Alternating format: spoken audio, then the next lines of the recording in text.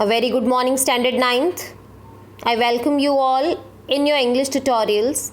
And we have started the chapter Weathering the Storm in Irsama from your book Moments. And this chapter is written by Harsh Mandir. And we read 2 pages of the chapter. Now let us continue. We stopped at Prashant. As soon as the cyclone was quiet, the rain ceased, he decided to go back to his village.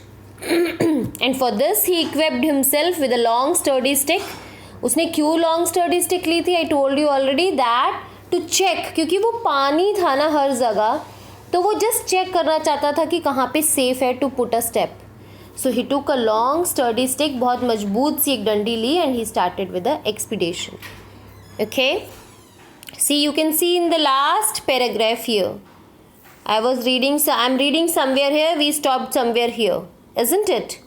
Okay, last line of this page. He constantly had to use his stick to locate the road to determine where the water was most shallow. तो वो constantly stick को use कर रहा था, locate कर रहा था ज़मीन में, क्योंकि देख तो सब नहीं रहा था. Muddy water was all around, तो वो अच्छे से लोकेट करके देखता था कि कहाँ पे वाटर शैलो है. Shallow means not deep, so that he can easily move out from there. Okay, at places it was waist deep and progresses was slow. At several points he lost the road and had to swim. और वो बार बार locate करके देख रहा था, लेकिन फिर भी problem आ रही थी. बहुत बारी ऐसा होता था कि वो रोड से हट जाता था and he had to swim. वो स्विम करके वापस रोड पे जाता था. After some distance he was relieved. And why he was relieved? Okay, relieved means relaxed. Why he was relaxed? Let us find out. He was relieved to find 2 friends of his uncle who were also returning to their village. Oh, so while he was returning, you can see on the in the picture also there are 2 men, and Prashant was relieved to see them because वो उसके uncle के friends थे और वो भी अपने village वापस जा रहे थे. The same village Prashant was going. They decided to move ahead together. And since बहुत disaster वाला moment था, सब जगह बहुत सिचुएशन थी जो बहुत डेंजरस थी, तो उन्होंने डिसाइड किया कि we will move together. As they waded through the water, waded means swam, almost. They were moving through the water like swimming through the water. Through the waters, the senses they witnessed grew more and more macabre, horrible. और जो चीज़ें वो witness कर रहे थे वो और ज़्यादा हॉरेबल होती जा रही थी. They had to push away many human bodies.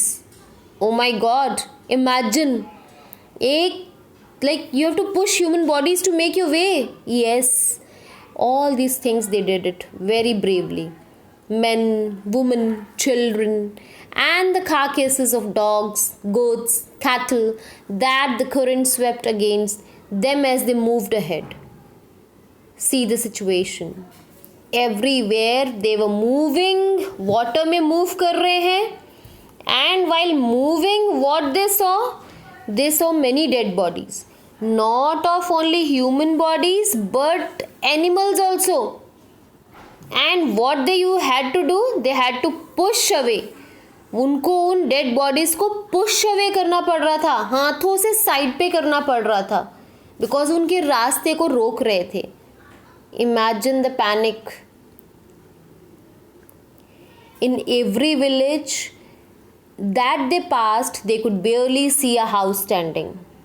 और उनका डर बढ़ता जा रहा था अपने घर वालों को मिलने के लिए, क्योंकि जैसे जैसे वो एवरी विलेज को क्रॉस कर रहे थे और उनको एक भी घर खड़ा हुआ नज़र नहीं मिल रहा था, और टूटा हुआ था, बिखरा हुआ था, उनका डर बढ़ता जा रहा था. प्रशांत वो now wept out loud and long. बहुत ज़ोर से रोता है, बहुत ज़ोर से चीखता है, चिल्लाता है, रोता है. वो क्यों रोता है? डर से रोता है, fear. He was sure that his family could not have survived this catastrophe. Catastrophe is disaster. और उसको ऐसा पक्का लग रहा था कि इतना डिज़ास्टर है, हर जगह पानी ही पानी है, हर जगह डिस्ट्रक्शन ही डिस्ट्रक्शन है, ब्रोकन हाउसेस, ब्रोकन ट्रीज़। सो उसके मन में एक बहुत बड़ा डर आ जाता है कि लाइक वो अपनी फैमिली मेम्बर को शायद अब नहीं मिल सकेगा। Let us continue. See, we are on this paragraph. Eventually, Prashant reached his village, Kalikudu. उसके विलेज का क्या नाम है? कालीकुडू। His heart went cold. क्यों हो जाता है कोल्ड? फिर से वही डर कि मैं अपने फैमिली मेम्बर्स को मिलूंगा कि नहीं। Where their home once stood, there were only remnants of its roof. जहाँ पे उसका घर था वहाँ पे अब उसका घर नहीं है। Small remainings of buildings. थोड़ी थोड़ी उसके घर की टूटी हुई चीज़ें नज़र आ रही थी, उसका घर तो नज़र ही नहीं आ रहा था। Some of their belongings were caught, mangled and twisted in the branches of trees just visible above the dark waters.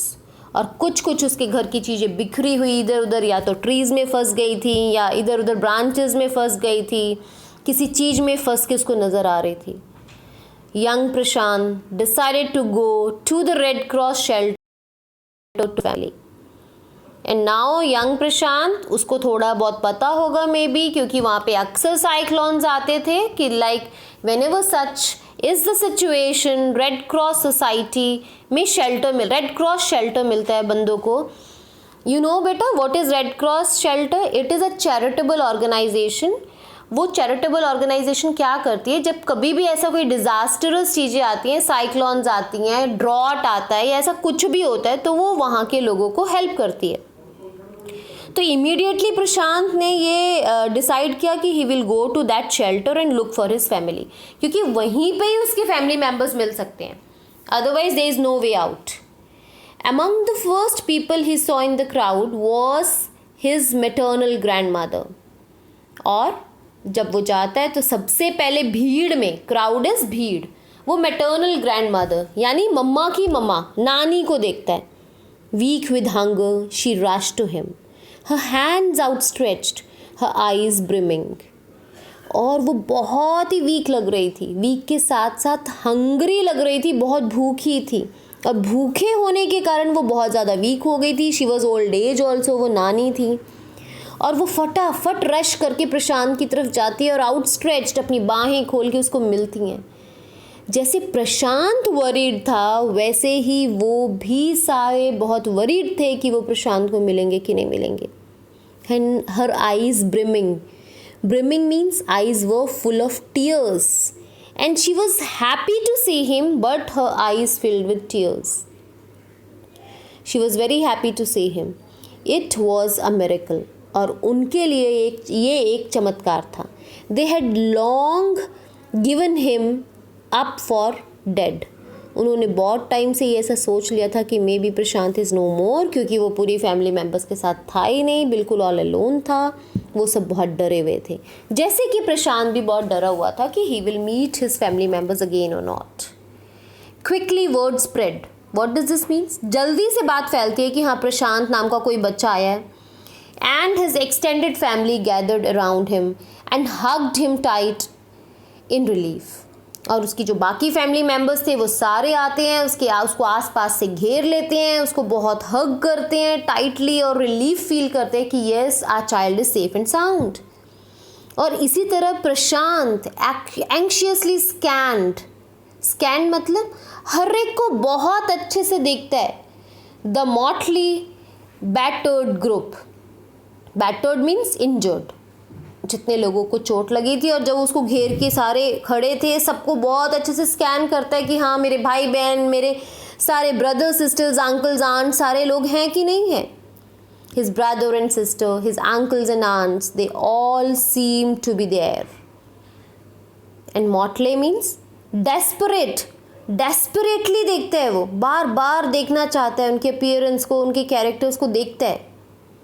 Okay और फिर वो उन सबको अच्छे से देखता है। ओके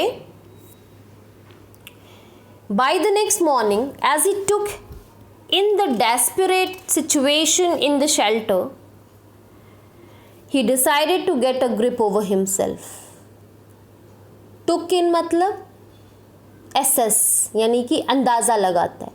नेक्स्ट मॉर्निंग वो अंदाज़ा लगाता है कि सब लोग देख के, द सिचुएशन ही ऐसी थी ना कि सब लोग बहुत दुखी हैं, तंग हैं, डेस्परेट सिचुएशन में हैं, बहुत ही दुखी हैं in the shelter.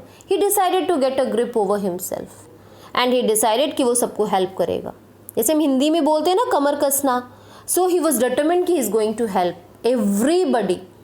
He sensed a deathly grief, immense sadness, बहुत ज़्यादा दुख दिखता है, settling upon the 2500 strong crowd in the shelter. Why they were strong? क्योंकि वो सुपर साइक्लोन से बच पाए। और कितने लोग थे जो शेल्टर में थे? Around 2500। 86 lives were lost in the village. All the 96 houses had been washed away. It was their 4th day at the shelter. So far they had survived on green coconuts, but there were too few to go such a tumult of people. तो क्या कह रहे हैं कि वो इतने सारे लोग थे, 2500 लोग थे जो कि स्ट्रॉन्ग इनफ थे, जिन्होंने फाइट करी and they were like alive. And then they said कि कितने घर थे विलेज में? 86 विलेजेस घर थे, सॉरी 86 लोग मर गए। और कितने घर थे? 96 हाउसेस थे जो बुरी तरह से वॉश्ड आउट हो गए, जिनका कोई नामो निशान नहीं था। और 4 डेज से ये लोग सफ़र कर रहे थे, उस रेड क्रॉस सोसाइटी में थे, और सिर्फ वो ग्रीन कोकोनट खा के अपने आप को, ग्रीन कोकोनट जिसको हम ये जो हरा कोकोनट पानी पीते हैं ना, वो पीना और उसमें से नारियल खाना, तो उसी पे ही वो सर्वाइव कर रहे थे। And it was very difficult situation for them to live on only coconuts, है ना। ओके,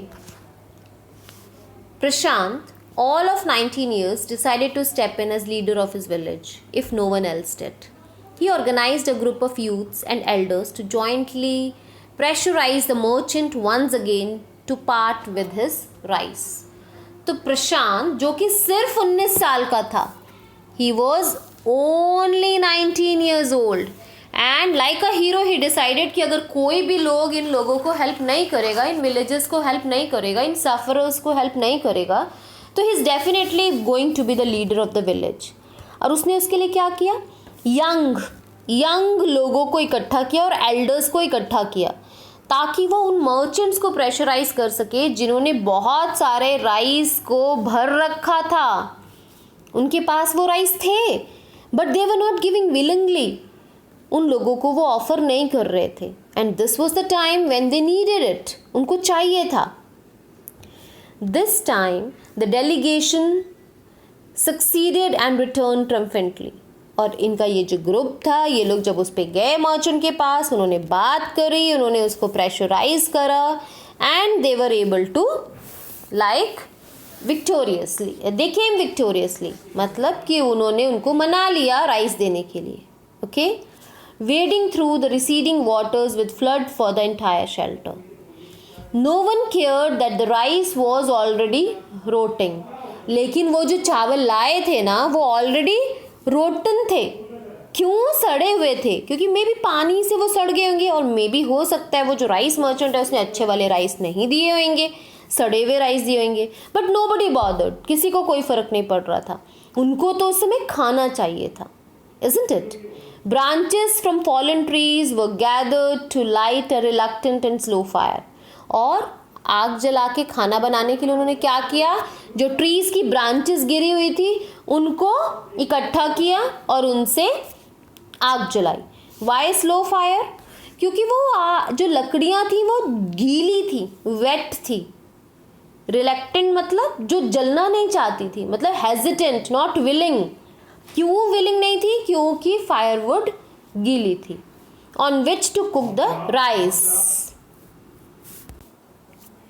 तो इस तरह उन्होंने राइस को कुक किया, किस पे? स्लो फायर पे। Okay, for the first time in 4 days the survivors at the cyclone shelter were able to fill their bellies. Bellies मतलब स्टमक। 4 दिन बाद उन लोगों को खाना मिलता है। Okay, His next task was to organize a team of youth volunteers to clean the shelter of filth, urine, vomit, and floating carcasses, and to tend to the wounds and fractures of the many who had been injured. अब उसने खाना तो provide कर दिया, but सिर्फ खाने से तो सब कुछ नहीं होगा. सारे ही सफ़र कर रहे थे. किसी को वॉमिट्स आ रही थी क्योंकि कोई भी ऐसा मतलब अरेंजमेंट्स नहीं थे प्रॉपर जहाँ पे सफाई हो सके. डेड बॉडीज़ वहीं पे थी, वहीं पे लोग थे. सफाई नहीं होगी तो what will happen? You know, बीमारियाँ फैल जाएंगी.